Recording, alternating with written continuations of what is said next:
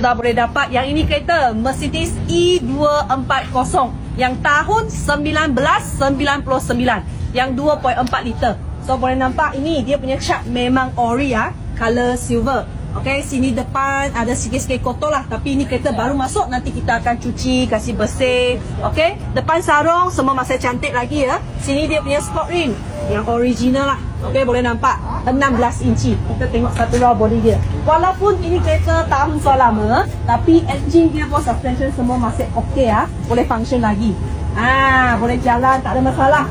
Okey, kita tengok belakang seat dia.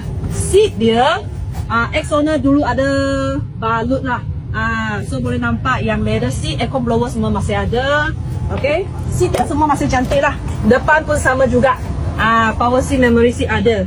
Okay, tengah pun boleh nampak ex-owner ada modified Android player yang pakai touchscreen lah. Meter, dashboard semua masih cantik lagi ya.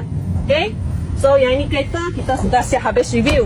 Sesiapa ada minat, cepat-cepat contact saya. Kita jumpa next video lagi. Bye-bye.